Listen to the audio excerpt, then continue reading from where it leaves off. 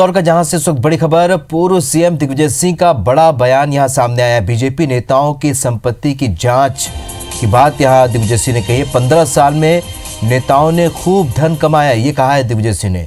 इंदौर और मंदसौर गोलीकांड पर भी दिग्विजय सिंह ने अपनी प्रतिक्रिया दी है। कहा है पुलिस प्रशासन, डीजीपी को विशेष ध्यान देने की जरूरत है। तो पूर्व मुख्यमंत्री शिवराज सिंह पर भी उन्होंने निशाना साधा और कहा कि विपक्ष अपने रोल को पचा नहीं पा रही है। तो फोन लाइन पर जुड़ चुकी है हमारी सहयोगी शालिनी हार्डिया। शालिनी, दिग्विजय सिंह ने क्या कुछ कहा है? बिल्कुल राहुल, आपको बता दें, दिग्विजय सिंह ने बहुत बड़ा बयान दिया है क्योंकि लगातार ये कयास जारी थे कि भाजपा के नेताओं की संपत्ति को खंगाला जाएगा और इसकी पुष्टि खुद आज दिग्विजय सिंह ने कर दी है।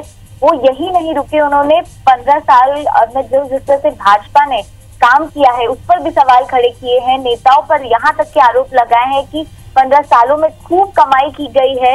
अगर खास बात बताए राहुल, इसमें उन्होंने कैलाश विजयवर्गीय और नरोत्तम मिश्रा का नाम साफ तौर पर लिया और साफ तौर पर कहा कि इनके जो फाइल है सबसे पहले खंगाली जाएगी। इसके अलावा आपको बता दें, जिस तरह से मध्य प्रदेश में भारतीय जनता पार्टी इस समय जिस तरह लगातार अपराध भर रहे हैं उस पर ज्ञापन दे रही है और विरोध दर्ज कर रही है, उस पर साफ तौर पर दिग्विजय सिंह का कहना है कि अब राजनीति उनसे पच नहीं रही है, वो विपक्ष की भूमिका अदा नहीं कर पा रहे हैं, जिसके चलते वो इस तरह के बयान दे रहे हैं। अगर 15 साल में पहले शिवराज सिंह चौहान ने हमारी बात सुनी होती और जनता के हित में फैसले लिए होते तो आज ये नतीजा नहीं होता।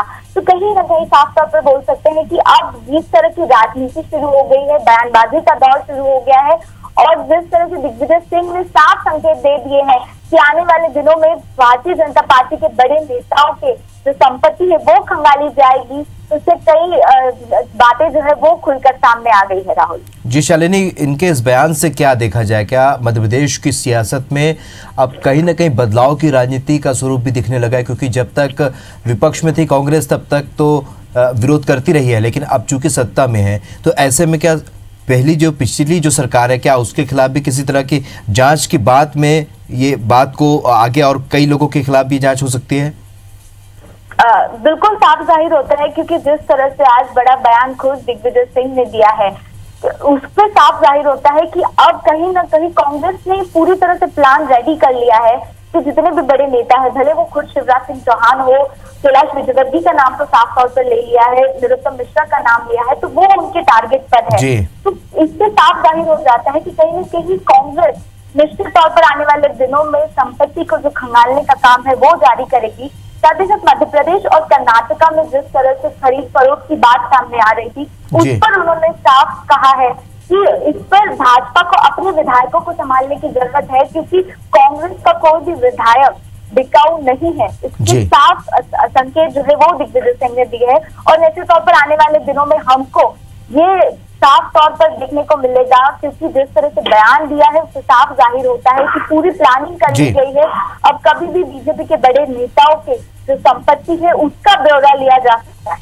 चलिए शालिनी, इस जानकारी के लिए आपका बहुत बहुत शुक्रिया। और अब आइए आपको सुना देते हैं कि आखिर पूर्व मुख्यमंत्री दिग्विजय सिंह ने कहा क्या है। विपक्ष अपने विपक्ष का रोल पचा नहीं पा रहा है। सत्ता के मदमस्त होकर इतना इन्होंने पैसा कमाया है, इतनी उन्होंने संपत्ति जोड़ी है।